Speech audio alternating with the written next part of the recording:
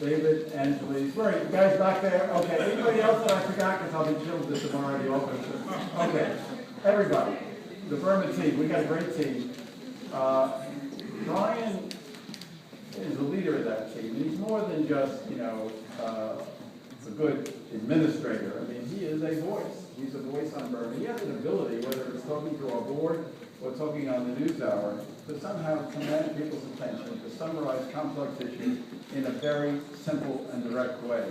It's a great power, but he also runs a great program. We have a lot of grants in Burma. We partner with them, with Maureen, but we're very proud of our Burma program. We know we have important challenges ahead. I might note that when Paul sent a note saying he couldn't be here, he said, the work is not done. Say that, the work is not done. We know that, and we're sort of thinking ahead. We want to listen to what our Burmese friends have to say about that, but we'll hear from Brian tonight. Thank you.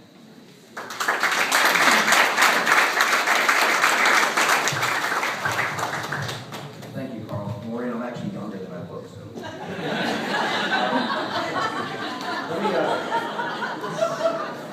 Carl actually thanked the three people who work on the Burma team with me, but I think it's also very important to note there are two people who used to work on the Burma team. One who was an intern almost 10 years ago, who's here with us tonight, Megan Clymer, and another, Jessica Gingrich, who left the NED and is back again to celebrate with us.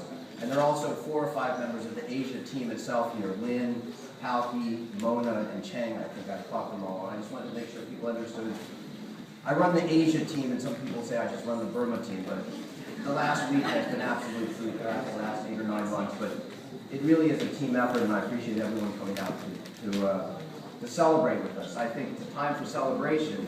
It's absolutely the case. We have a long way to go. There's a huge amount to be done. The struggle is really just beginning, but I do think a lot of people around this room warrant and deserve our applause for all of the work they've done over the last 20 years, 25 years, some of them, to really advance the cause of human rights and democracy in Burma. I won't mention them all here, there are just too many. But on one note on Michelle, if I can. And I know you've had a rough few weeks, so I hope you'll humor me. If it were not for call waiting, for those of you who get calls from Michelle will know, you have to look at your caller ID, excuse me. So you look at your caller ID if you're on Michelle's speed dial, because when it says Michelle Bohana, you know at least an hour of your time.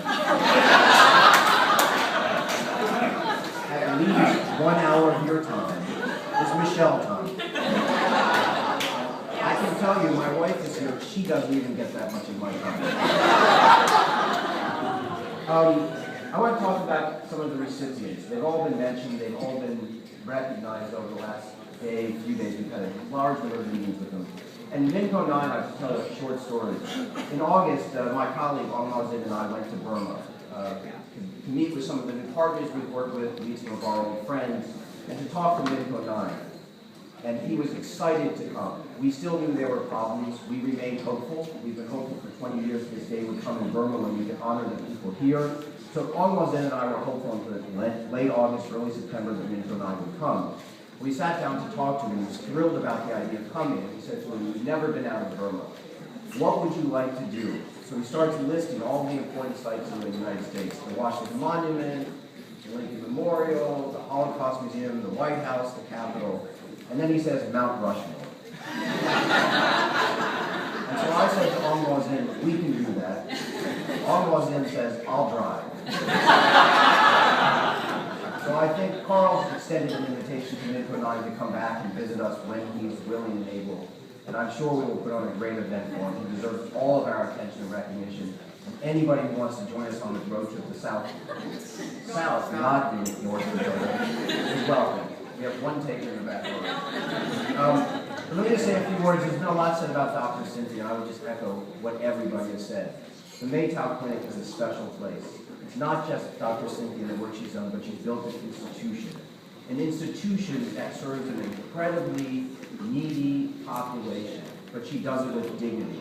And it really serves as the focal point for a huge number of displaced peoples. And we just hope that the Burmese government recognizes what she's done and honors that work and can help transfer not just that institution, but as Dr. Bauer said, the model of the institution to Burma. The second person I want to mention is Daw Tu. And this is actually a true story. I heard it from Ong Ma Zin, so it doesn't sound like he's asking the details. But Jaw Chu is just a tremendous, tremendous individual. He built under one of the world's most authoritarian governments a truly independent institution that respected the dignity of the human being, that worked in a variety of fields, and never once compromised his principles. But the most remarkable thing about this man is he does not speak English. Yet, when I met him for the first time over last December, after our meeting, he calls up Ong Ma Zin, who does speak Burmese and English, and he said, "I thought I just met with Michael Douglas."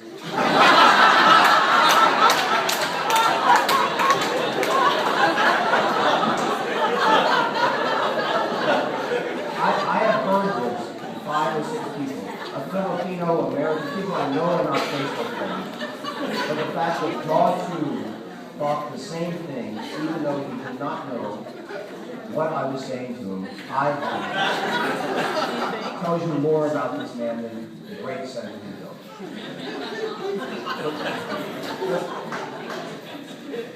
The other person I wanted to mention tonight is somebody else we all know exceedingly well. He's also probably was probably the hardest awardee I've ever had to convince to accept an award. The person most hostile to the idea of being recognized for his contributions. The one who needed a huge amount of pressure to tell me who we should invite to this ceremony to recognize him, and that's Ong Din. Ong Din, for everyone who knows, is a really tireless advocate for democracy in Burma. And tireless, I mean tireless. He works all of the time. He's relentless, he's tenacious, he's accurate. He always tells you the truth. He tells you what people inside the country are doing and thinking. He reflects their points of view honestly. He never, ever bends what other people are thinking for his own agenda. He also is an exceedingly strong advocate for democracy in Burma. And along the way, he's made some friends and some enemies, but I don't think there's a single person who does not respect Ong Din's dedication to the cause of Burma. He's a tireless, tireless advocate. But the other thing, which some of us know better about Ong Din, is he's probably one of the single best connected people in the United States, for that matter, outside of Burma with people inside Burma. So if you're going to Burma, if I'm going to Burma, if anybody, members of Congress are going to Burma, important people, the person they call is Ong Din. They call him to meet with the 88 Student Generation Group, they call him to meet with ethnic leaders, they call him to meet with civil society leaders, and he has played a phenomenal role in this entire effort. And I really wanted to say, he did not want this award. He said many, many times that he played a small, small role. I think we've all played small roles, but important roles. And I think it's just worth noting that Ong Din's contribution is more than what you've seen in the press and on the Hill and everything else. Now I need to do one, sorry. These are toast, so, right? I think it's okay because the Czechs gave us alcohol coming in. It's actually a toast, so I want to raise a glass to our 3 recipients, Kuntunu, who is not feeling well and cannot join us, Min Konan, who we all know and will welcome here one day, but also to Jaw Chu, Dr. Cynthia, and Ko Ong Din. You guys have earned this. Congratulations.